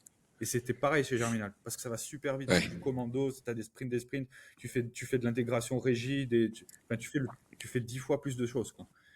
Et, euh, et du coup, je sais que les gens, ils vont venir. Déjà, dans une agence globale, c'est comme ça. Alors, a fortiori dans une comme la mienne, c'est que tu arrives, tu montes en compétences à fond, euh, tu restes, tu restes 1 an et demi, tu restes 2 ans, et après, tu lances ta boîte ou tu vas bosser dans une startup et tu vas te faire 60K par mois, par mois, je sais pas, 60K, 80K par an. Donc Et c'était ça, pas une boîte c'est ça le remote, deal, tu vois. mais vous étiez en Thaïlande. Donc c'était entre guillemets, une boîte française à l'étranger. Exact. Donc tu avais des bureaux et c'était ok les gars vous venez et tous les jours on est là, enfin comme une boîte qui serait à Paris, sauf que vous avez choisi un endroit un peu plus stylé. Alors, sur place, on avait un modèle hybride. Moi, j'avais besoin que les gens soient en Thaïlande, déjà. Parce que j'avais besoin qu'on soit capable de se voir. J'avais besoin aussi pour des raisons, tu vois, pour des raisons purement juridiques. Moi, par exemple, je sais que quand tu es en Thaïlande et que tu as une boîte incorporée ici, être capable de gérer des employés en remote, ça demande un niveau de complexité administrative ultra élevé. Et moi, en fait, j'ai pas monté une boîte pour me casser la tête parce que pour faire plaisir aux gens qui vont venir bosser avec moi, tu vois. Genre, j'ai envie de leur faire plaisir de plein de façons, mais pas comme ça. Euh, je suis pas, tu vois, je suis pas le truc du ouais, le leader et le boss et tout. Non, moi je sais ce que je veux en fait et j'ai Ouais. envie de faire, tu vois, c'est ma boîte, quoi. Donc du coup, on fait comme ça. Et par contre, sur place, la règle, en fait, si tu veux, ils avaient une règle ultra simple. C'est tu as besoin d'être 6 mois et 1 jour par an en Thaïlande. Et quand tu es en Thaïlande, il y a un bureau et tu viens quand tu veux. Ok, Mais ils étaient tout le temps là. c'est une bonne règle. La seule personne qu'on a eu en remote, c'est Clara, qui était Head of Growth. C'est la seule personne qu'on a en remote parce qu'elle avait déjà elle avait un super niveau, vraiment un très très très haut niveau. Et on avait besoin, c'était notre middle management et on avait besoin de quelqu'un de super solide et son profil il collait parfaitement avec la description. Donc du coup on a accepté qu'elle soit en remote. Et si c'était à refaire, Ok, j'aimerais bien que ce la soit une même, personne sur la place. même personne idéalement, mais sur place encore mieux. Voilà. Mais Clara n'a pas accepté d'abandonner sa Bon, vie et toi par contre, pour t'as, au bout plaisir. d'un moment, accepté d'abandonner ta boîte et la vendre. Alors comment on en arrive à cette exit? Ah oui, petite chose aussi, non, avant, pardon, mais du coup, tu racontais quand même ton expérience chez Germinal où la limitation de croissance, c'était à cause du delivery. Tu fais un peu la même offre avec un peu le même modèle quand tu te lances. Du coup, tu as cette expérience. Comment tu construis là-dessus? Et voyant ce que tu fais maintenant, où tu parles vraiment de structuration, etc., avec ton nouvelle expérience, j'imagine que c'est sur ça que tu as bossé énormément. Et ça a été quoi un peu les learnings? Comment tu as un peu fait mieux que ce que tu faisais chez Germinal?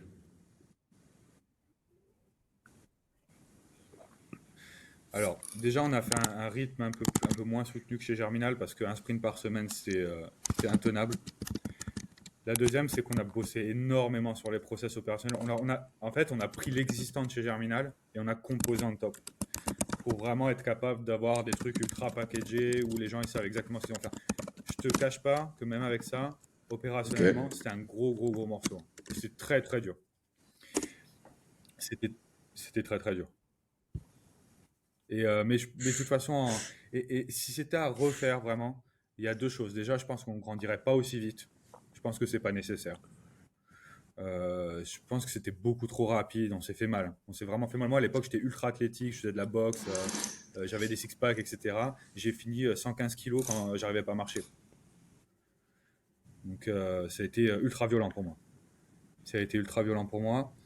Et, euh, et ouais, je pense on restreindrait le nombre de canaux qu'on adresse et on restreindrait la typologie de clients qu'on adresse.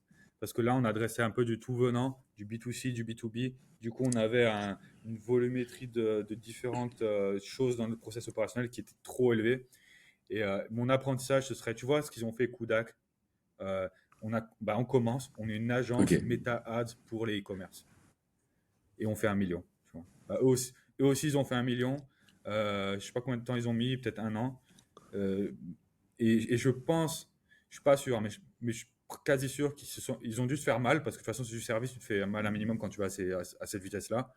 mais je pense pas qu'il se soit fait aussi mal que Ok. ça. Et Impossible. une des raisons, c'est ce dont on parlait tout à l'heure, qui maintenant est une leçon que tu as apprise, hyper productisé, tu fais pas un peu tout pour un peu tout le monde. C'est c'est à la fois une bonne règle pour le marketing, mais si je comprends bien, c'est aussi une bonne règle pour pas faire de burn-out.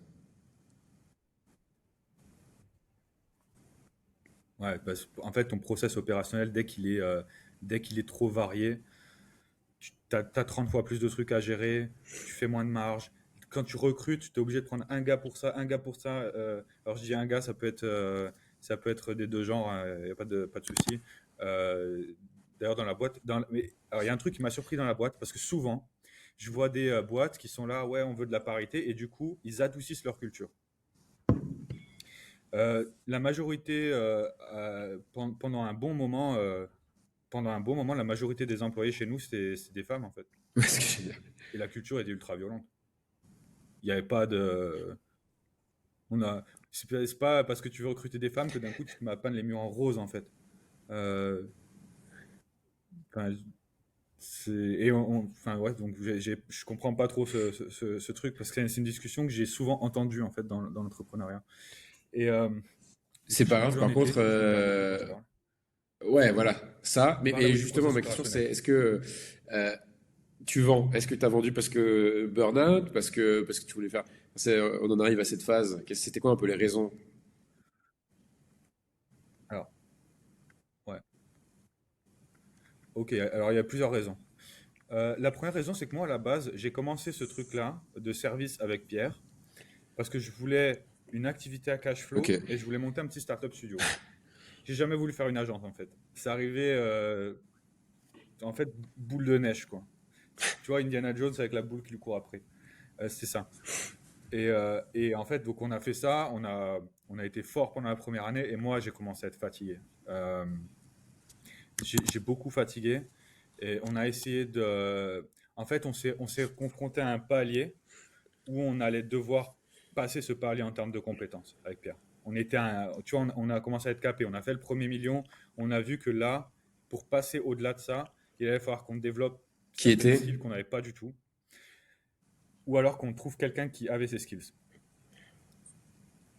Alors, qui était le sens du détail et la gestion en day-to-day des gens. Parce que moi, je suis très bon pour la gestion des gens en leadership, parce qu'il m'intéresse vraiment. En fait, c'est pas un skill forcé, tu vois. C'est genre les gens m'intéressent et quand les gens ils bossent avec moi, j'ai envie qu'ils gagnent.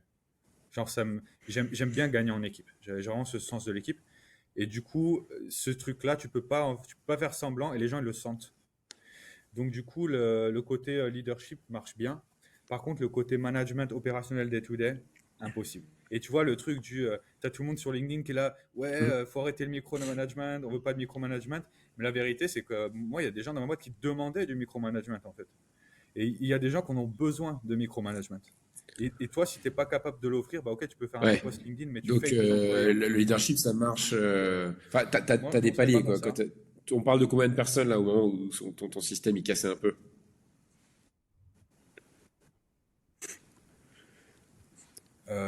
Écoute, je crois qu'on était. Bah, ça a commencé quand on a dépassé déjà, quand on a dépassé les 10 personnes, on a commencé à se sentir 12. Ouais, ça a commencé à ce moment-là. 12.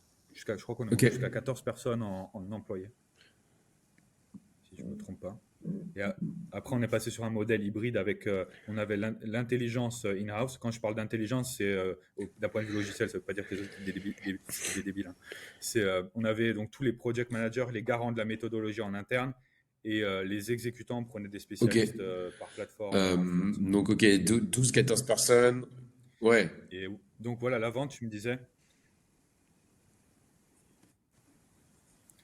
ouais, ça commençait à devenir vraiment difficile. Et donc, on avait envie de prendre quelqu'un pour ça. On était prêt à donner de l'equity, des choses comme ça. On a fait quelques interviews. On n'a jamais réussi à trouver la personne. Le truc, c'est qu'on n'était pas bon là-dedans non plus, tu vois, dans le headhunting tu vois, de manager, des choses comme ça. Et du coup, il nous manquait le skill qui était nécessaire à résoudre le problème Ok. que le manque de skill apportait, tu vois. Et, Et donc, et moi, tu vois, j'avais pas assez je kiffe le go-to-market, mais j'avais pas assez la passion du modèle agence Ok. pour, genre, passer ce cap. Et à un moment donné, je pense, quand tu montes une boîte, tu dois savoir, il y a un moment donné où ça peut arriver que tu sois plus la bonne personne. Et je pense qu'il faut le reconnaître, juste. Faut le reconnaître, tu as une vie, tu vois, tu fais ça pour toi. Si à un moment donné, tu n'es plus la bonne personne, bah, tu vas être malheureux dans ce que tu fais parce que quand tu sous-performes, tu n'es pas heureux. Et ouais, du coup, on a décidé. Alors, on a fait rentrer. J'ai pas parlé de Sofiane qui nous Ok. a rejoint en late co-founder euh, et qui a géré quand même une bonne partie des opérations pendant un moment, qui a permis un peu de, tu vois, de lisser en fait ce qui s'est passé après le premier million. Et après, tous les trois, on était d'accord sur le fait qu'on avait envie de passer à autre chose. Moi, en plus, si tu veux, ma mission de base, c'est pas. Ouais, j'adore bosser avec des grosses boîtes qui ont levé des fonds, etc., etc. Mais tu vois, la plupart d'entre eux, ils sortent de chez HEC, ils sont de telle famille, etc., etc. Et moi, j'ai grandi dans les fours, en fait. Je peux pas m'identifier à ces gens-là. Et je respecte ce qu'ils font. Je suis vraiment content pour eux. Tu vois, je suis pas un hater en mode ouais, vous avez de la chance, mais tant mieux, quoi. Genre, si le ciel vous a mis bien, mais tant mieux, quoi. Mais moi, je m'identifiais pas à ça. Et mon vrai combat à moi, c'est que j'ai envie de faire un truc avec des gens tu sais, qui ont envie de lancer des trucs et qui ont pas les armes, en fait. Et ça a toujours été le truc qui me portait. D'ailleurs, j'ai essayé de lancer un side project quand j'avais Red Dot, qui s'appelait Snackster, pour aider les gens, tu sais, à monétiser leur téléphone, genre à faire des vidéos UGC pour les marques. C'était un peu le Uber de Ok. l'UGC. D'ailleurs, on a toujours des clients hein, sur ce truc-là. Et là, je suis en train d'onboarder un manager dessus. Et, euh, et ouais, et je me dis, bah tiens, qui c'est qui va prendre son téléphone pour faire une vidéo et gagner 30 balles pour une vidéo de 30 secondes? Ben, c'est pas Ouais. le gars à la City, tu vois. C'est la maman qui fait des extra ménages et qui est fatiguée. C'est le gars qui est au RSA et qui en ce moment c'est un peu compliqué pour lui. Ou alors c'est des gens qui essaient de se lancer en création de contenu et qui ont besoin de faire un portfolio. Et du coup, j'aime bien cette idée en fait d'équaliser, tu vois. Parce que moi, quand je suis arrivé la première fois à la French Tech et que j'ai vu la tête des gens, mais ça m'a mis hors de moi en fait. Je comprenais pas comment. Enfin, tu vois, et c'est pour ça que moi, j'ai jamais été très intégré dans ces écosystèmes-là, parce qu'en fait, je les vois, je sais qu'on va rien avoir à se dire, en fait, tu vois, et je trouve ça dommage, en fait, je trouve ça dommage que tu vois, que ce soit si stéréotypé, quoi. Et donc ça, et après, bah, j'ai lancé mon programme là, de formation pour lancer des business de service avec l'IA, et l'idée, c'est vraiment de prendre des gens qui partent de zéro, tu vois. Donc ça, c'est mon calling. C'était pas du tout en adéquation avec ce qu'on faisait, et le dernier truc, c'est, moi j'ai été habitué à avoir un certain train de vie. Quand on a lancé Red Dot avec Pierre, on se payait, depuis le début, on s'est payé en moyenne 5 000 € net par mois, plus 2-3 bonus par-ci par-là de temps en temps. Mais moi, en fait, quand t'es passé de 20K par mois à 5 000 € par mois, tu as l'impression d'être. Ouais. Genre, dans le sens inverse, ça fait plaisir, mais Surtout dans le quand ton sens inverse, travail est multiplié par c'est pas 10 parce que évident. tu as C'est personne à vraiment pas gérer, évident. qu'en plus c'est plus ce que Et tu aimes j'avais faire. envie de. Je pense que là on attaque, enfin on est sur le sujet classique du t'es freelance, tu arrives à ta saturation, tu productises un peu et tu arrives à monter à 10, 15, 20 et là c'est incroyable. Si tu veux passer en mode agence, tu as un énorme palier et pour regagner ce que tu gagnais en tant que freelance et en termes aussi de liberté, t'as pas mal de boulot, pas mal de temps, pas mal de taille de CA, peut-être 1 million, 1,5 million, 2 millions, avant peut-être de revenir à te verser, surtout si vous êtes deux ou trois, à te verser ce que tu te versais. Et tu l'as vécu. Et juste avant que tu nous expliques la session et ce que tu fais maintenant, franchement, je veux dire, j'aime beaucoup ta vision et ce que tu dis. Et t'es cash, t'es honnête avec les gens, honnête avec toi-même. Tu dis, ben moi, j'aime ça, j'aime parler avec des gens comme ça qui viennent de tel endroit et tel endroit. Et c'est ce que j'ai envie de faire. Et donc, le jour où ça me va plus, bah, je change de projet. Je trouve que c'est rafraîchissant d'entendre ça. C'est hyper intéressant. Et du coup, j'en conclus que t'as arrêté ton agence parce que tu t'es aussi dit, ça y est, ça me correspond plus. J'ai pas envie de dire, de changer qui je suis pour passer au prochain niveau. C'est non, moi je suis là et puis je vais faire autre chose s'il faut. C'est pas moi qui, enfin, t'as envie bien sûr d'évoluer. On voit que t'es quelqu'un qui aime apprendre parce que tu l'as fait plein de fois. Mais il y a un moment, tu dis, non, là c'est la direction que je veux et donc j'accepte encore une fois peut-être de faire un sacrifice qui est, j'arrête slash je vends. C'est un peu ça si je comprends bien.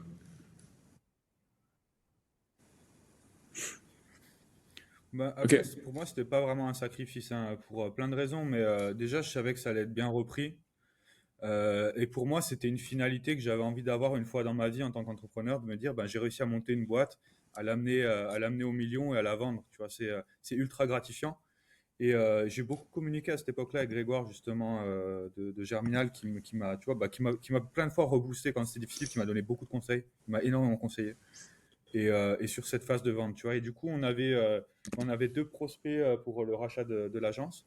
Donc, on avait Bulldozer, ben, avec qui on a signé le deal. On avait une autre Ok, agence avec qui on discutait, bah, Junto, beaucoup plus grosse structure.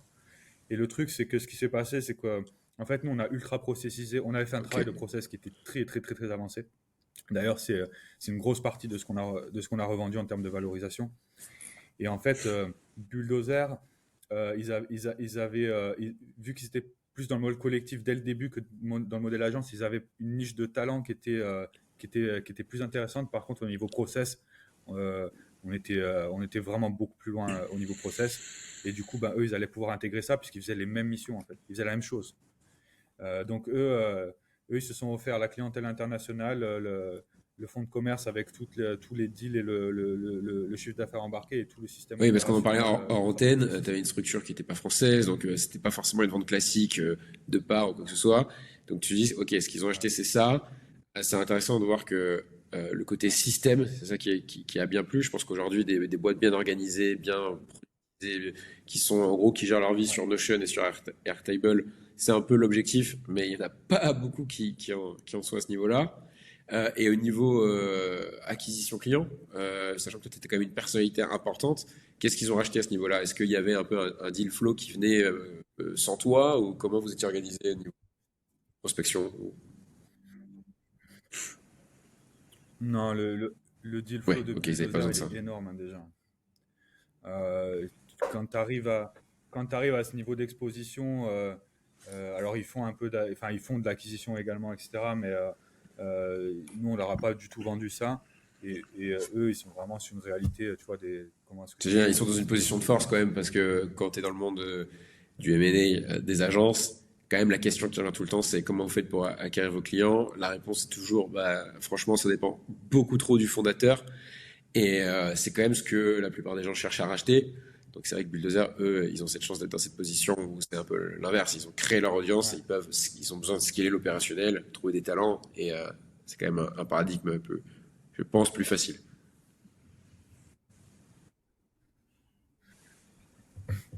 Bah ouais, en fait, nous, on l'a vraiment templétisé pour le coup.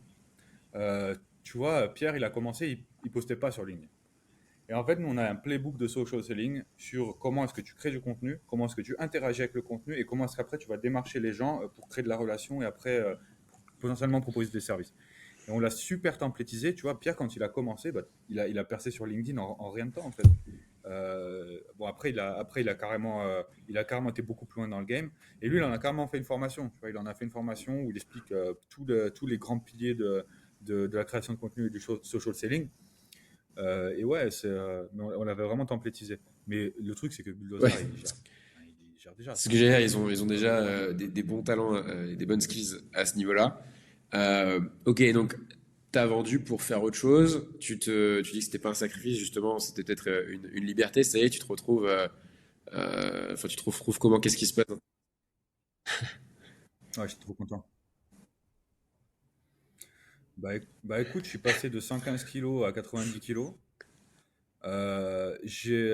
Instantanément, je me suis remis à dormir et à avoir un meilleur teint. Euh, j'ai adoré bosser sur Red Hot, mais à la fin, pour moi, c'était trop painful, en fait. C'était dur, quoi, opérationnellement, hein, principalement. C'est vraiment ça le truc. Et non, non, vraiment content. Et du coup, j'ai pu me concentrer sur mon projet que j'ai lancé juste derrière, tu vois, quelques mois après. J'ai pris un petit souffle. Et quelques mois après, voilà, j'ai Donc lancé là, mon projet, on projet. parle de The Ça se Will met bien. Venture. Vas-y, vas-y, vas-y. Et comme tu disais, tu, tu disais juste un truc, parce que tu disais un truc intéressant parce qu'il y a des gens, des fois, qui veulent vendre un business de service.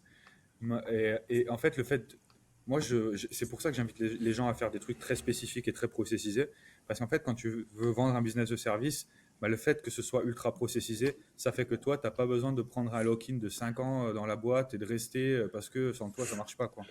Et ça, c'est ce qui était super agréable avec Bulldozer. Et c'est d'ailleurs pour ça qu'on a penché vers eux pour le rachat. C'est qu'on a eu un lock-in de 0 jour. On a eu une phase de passation de 3 mois avec tu vois, un prépaiement et un paiement post-passation. Et une fois que la passation était faite, ben, eux, ils savent déjà maîtriser. Et puis vu que c'est ultra Ouais, t'as eu le bon processisé, ben, acheteur qui a acheté ils pour les savent bien bonnes gérer. raisons. Il y avait un match à tout niveau. C'est quand même, c'est sûr que c'est rare et c'est bien. Par contre, t'as 100% raison et il faut insister là-dessus. Si t'as une boîte qui est pas organisée, qui est pas structurée et qui est trop des bouts de papier et qui dépend du fondateur, c'est juste que c'est invendable. T'as potentiellement 1 million entre les mains. C'est juste du potentiel et tu le réaliseras pas tant que tu n'as pas fait ces 6 mois de travail de te structurer, etc. Bon, il y en a qui le font dès le début, peut-être comme vous, vous arrivez un peu digital native, etc. C'est bien. Mais nous, on voit au quotidien, les gens qui viennent nous voir pour vendre leur boîte, ça reste un peu l'agence web marketing un peu classique, un peu pas de quartier, mais limite, tu vois.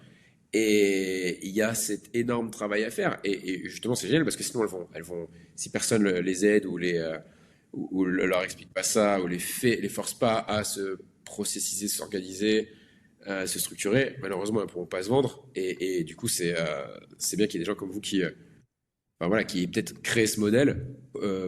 Aujourd'hui, comment du coup tu l'appliques dans ta nouvelle boîte ou c'est quoi un petit peu le nouveau projet? Tu m'as parlé en antenne du coup de deux parties, le côté startup studio et le côté coaching. Tu peux un peu rendre ce qu'on t'a appris. Ouais. Ouais. Alors, la Ok. partie Startup Studio, moi, c'est mon hobby. C'est important de le mentionner. J'ai deux, trois projets qui sont toujours dans un même écosystème parce que c'est important de ne pas trop se disperser. Et j'ai deux, trois projets. Tu vois, là, par exemple, j'ai une boîte Snackster, donc, que je te disais, dans laquelle font des UGC. Là, je suis en train d'embaucher les personnes opérationnelles qui vont faire tourner le projet, donc qui rentrent sur Equity.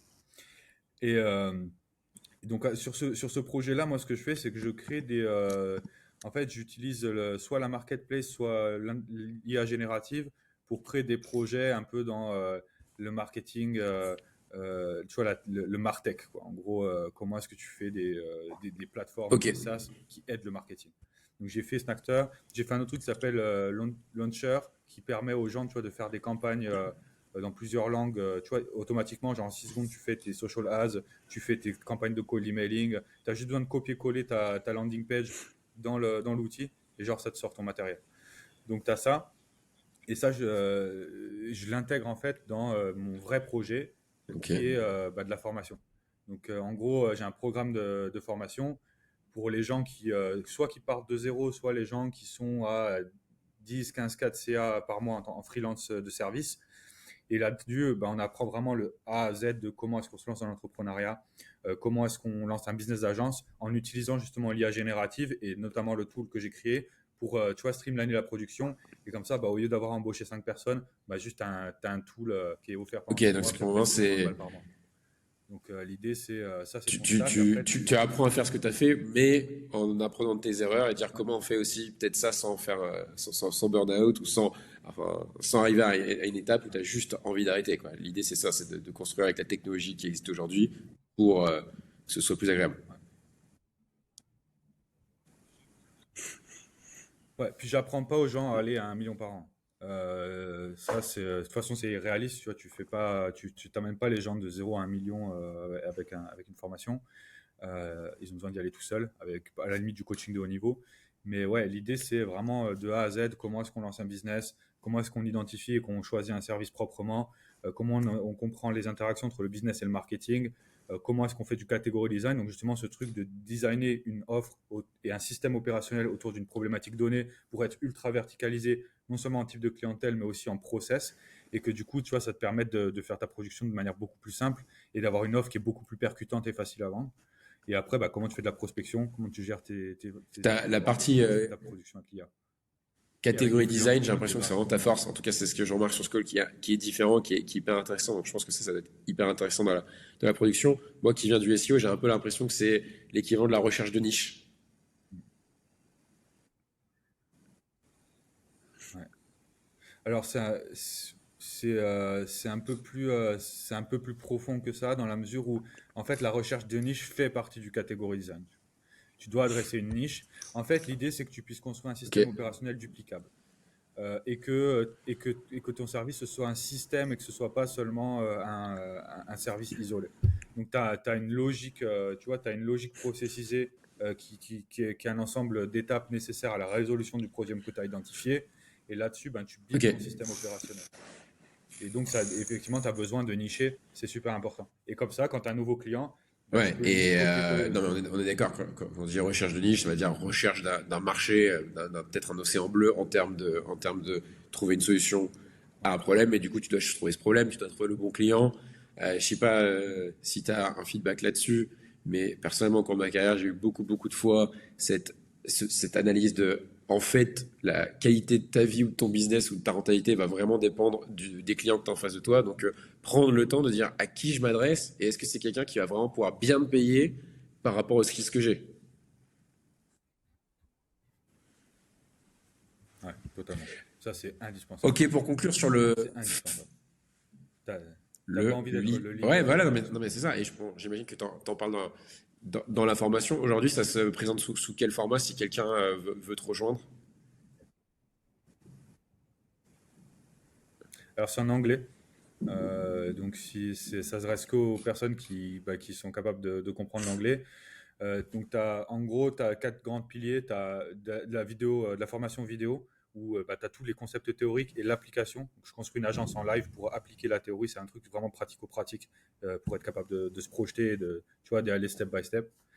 Le deuxième, c'est que tu as tout un écosystème d'outils donc que ce soit pour la gestion de ton agence, donc tu as tout un espace Notion pour gérer ton agence de A à Z, de la finance à la stratégie en passant par le CRM, etc. Tu as vraiment Ok. tout, et ton espace client. Tu as outils AI pour faire ta production. Derrière, les deux autres blocs, c'est tu as du coaching one-on-one pendant les 3 premiers mois. Donc, toutes les 2 semaines, tu as un accountability coach pour être sûr que, ben, tu vois, que tu procrastines pas, que tu avances, qu'il n'y a pas un truc qui te bloque et que, tu vois, ça, c'est super important parce que la plupart des gens qui achètent une formation, ils arrêtent au bout d'une semaine. Donc, moi, tu vois, j'ai envie d'aller d'aller pousser les gens. Et le troisième, bah, tu as une communauté privée. Demain, tu as un problème stratégique, régie, peu importe, ben, tu poses tes Ok, questions ce et serait qui là-dessus, la bonne tu as une cible réponse. pour rejoindre le programme? Bah, comme je te dis, la bonne cible, c'est soit tu as les personnes qui vraiment partent de zéro et qui ont envie de lancer un business de service et de faire Ok. leur premier 3000 balles par mois en ligne. La deuxième cible, ça va être les freelances qui sont entre 10 et 15 k par mois et qui recherchent à streamliner leurs opérations pour pouvoir vendre plus cher, faciliter leur delivery et pouvoir Ok, devenir donc plus le rentable freelance, il a quand même directement. déjà une hard skill sur un truc. Celui qui commence de zéro, finalement, il va devoir faire ce cheminement. Même si toi, tu vas lui donner un peu le cadre, il va quand même devoir aller apprendre quelque chose de concret pour appliquer ce que tu lui enseignes, j'imagine. Ouais, et alors de toute façon, il y a tout qui est intégré hein, dans la formation. Et après, l'idée, c'est que moi, l'outil AI qu'on utilise, alors on en utilise plusieurs, mais il y en a un propriétaire. L'outil crée déjà de la production au niveau, tu vois. Donc du coup, t'es capable d'envoyer ça en production. Et derrière, on apprend aussi à utiliser les freelances pour être capable de faire de l'intégration et tu vois, des tâches techniques en fait qui seront peut-être pas forcément entre les mains Et par de la curiosité, tu disais personne que tu qui va utilises gérer. moins LinkedIn qu'avant pour générer des leads. Pour cette offre, aujourd'hui, comment tu fais ton acquisition? C'est plus LinkedIn, c'est plus ads, c'est plus autre chose? Ok, Full ads. En fait, je voulais créer un truc qui n'est pas dépendant de moi en termes de contenu. Donc là, je vais rajouter une brique de contenu autour de ça dans un futur proche. Mais je voulais déjà valider une offre. Mon critère de validation de mon business, c'était je veux être capable de faire un truc où si demain, j'ai plus envie tu vois, de m'exposer en public, ben, je hyper peux intéressant. arrêter. Facebook, YouTube, c'est quoi? C'est des vidéos de toi ou c'est comment? Fait- Et alors, pour l'instant, il n'y a que de l'acquisition en créatif statique. Donc, excepté pour YouTube. Donc, tu as vidéo YouTube où j'explique le concept rapidement. Tu as Google parce que tu as des gens qui cherchent ce genre de truc-là. Ok, c'est hyper intéressant parce Mais qu'aujourd'hui, je pense que tout le monde parle d'acquisition via LinkedIn. même s'il y a aussi toute cette grosse vague infopreneur, etc., où ils sont sur les ads, etc., j'ai quand même l'impression que ouais, c'est un peu en sous-marin et justement sur ta page, j'ai l'impression que du coup tu expliques aussi comment faire ça dans ton programme. Parfait. Bon, on a dit- Ouais, totalement. Après, LinkedIn, t'as le côté vase clos, tu vois. C'est les gens qui sont sur LinkedIn, ils ont des clients grâce à LinkedIn. Du coup, ils parlent sur LinkedIn d'avoir des clients sur c'est LinkedIn. vrai. Et il y a personne. Et les gens qui ont des clients sans LinkedIn, bah, ils n'ont pas besoin d'en parler sur LinkedIn. Donc, du coup, tu les entends pas. Mais moi, tu vois, par exemple, je te prends, bah, tu vois, on parlait de e-commerce. Il y a un de mes amis qui a commenté une de mes dernières publications. Pour ceux qui sont intéressés, qui veulent aller essayer de chercher et jouer au détective de qui c'est un mec, il a fait 50 millions d'euros de CA en e-commerce en, je crois, 4 ans ou 5 ans. Ouais, Personne ne le connaît, ouais, en fait. ouais, t'as raison, c'est un bon rappel. C'est un vase clos et c'est. Personne ne le connaît, mais il a une Nissan G- il a une Nissan GTR, il roule en Huracan, mais personne ne le connaît, en fait. Et il n'a pas de personal branding. Non, Il s'en fout. c'est vrai que c'est un bon rappel et il reste beaucoup du mix marketing qui est en dehors de LinkedIn. Ok Alain, bah, franchement, énorme interview, beaucoup de contenu.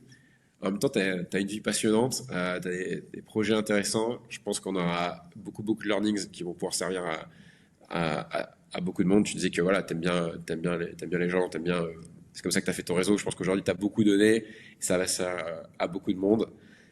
Franchement, un grand merci pour avoir été là. Et du coup, je mettrai les liens vers la formation. Je mettrai aussi, bien sûr, ton LinkedIn si les gens veulent rentrer en contact. C'est le meilleur endroit pour parler avec toi, LinkedIn. Ok. Bah écoute, merci Ouais, encore pour effectivement. cette heure et demie ensemble. C'était super. C'est super aussi. Merci beaucoup de m'avoir invité. Ça m'a fait plaisir de partager. Et j'espère que si jamais ça peut éveiller, si jamais ça peut réveiller quelque chose chez une Je personne, pense bah, que ce sera le c'est cas. une Je te meilleure souhaite que une une très vidéo. bonne journée. Salut Alain.